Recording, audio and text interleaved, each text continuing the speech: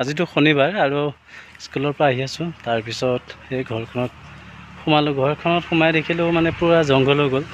জংঘল হোৱাৰ কাৰণটো হৈছে মাটি ভৰাব লাগিব, মাটিখিনি ভৰোৱা নাই। প্ৰায় 1.5 ফুট ওখ কৰি বেৰ দিছোঁ, আপোনালোকে দিছে এইখিনি প্ৰায় 1.5 ফুটমান হ'ব। ভিতৰ মানে পূৰা জংঘল হৈ গৈছে আৰু বাহিৰৰ পৰা যিখিনি পানী পৰে টিং লগোৱাৰ পিছত সেই পানীখিনি ভিতৰত সোমাই যায়গৈ। ভিতৰত সোমাই যোৱাৰ লগে লগে মানে বেছি সেমেকা হৈ আছে আৰু পূৰা তিতি আছে। তাৰপিছত আজি যিহেতু শনিবাৰ আৰু বতৰটো অলপ মানে ইমান বেছি ডাঠ নহয়, অলপ পাতলে গৰম, মানে ইমান গৰম নহয়। ভাবিছোঁ ভিতৰত অলপ চিকুণাম, সেইখিনি অলপ চাফ চিকুণ কৰি থৈ তাৰপিছত ঘৰলৈ যামগৈ। বহুত দিন কাম কৰা নাই, তাকে এতিয়া কামখিনি কৰিম। কিমানখিনি আগুৱাব পাৰিম চাওঁচোন।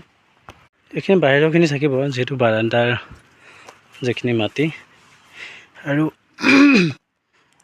আপোনালোকে দেখি আছে এইখিনি মানে এইখিনি অলপ চাফা কৰিলোঁ এই কোৰেৰে। এই দুইটা ৰুম আৰু এইটো ৰুম অলপ বেছি জংঘল হৈ আছে আৰু এইখিনি দেখিছে মাটিখিনি, এই পানীখিনি মানে এইখিনি সেমেকি আছে বেছিকৈ।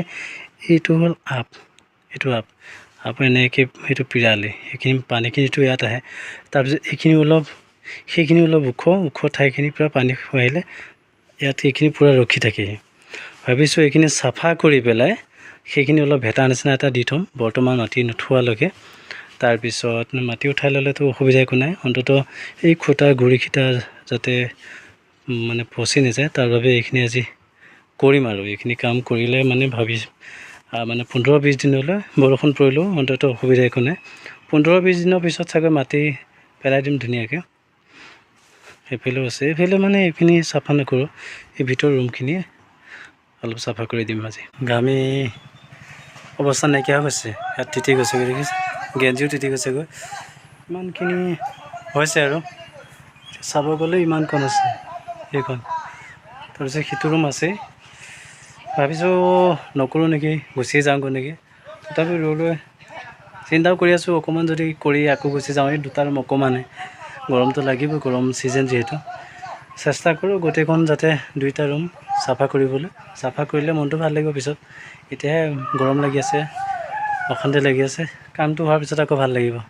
চেষ্টা কৰোঁ যাতে গোটেই দুইটা ৰুম যাতে চাফা কৰিব পাৰোঁ, সেইটো মানে টাৰ্গেট হৈ আছে। আৰু গৰম যদিও ভাগৰ জিৰা কাম কৰি অৱশেষত এয়া সম্পূৰ্ণ কৰিলোঁ। তাৰপিছত এইটো এটা ৰুম, মানে বিৰাট জংঘল আছিলে। তাৰপিছত বাহিৰৰ পৰা পানী অহাখিনি ভিতৰত সোমাই একদম পূৰা গেলাই দিছে। তাৰপিছত এতিয়া চাইডে মানে কি মাটিবোৰ দি দিছোঁ। এইফালে বেছি আহি পেলাই এইখিনিও পূৰা জেকি আছে।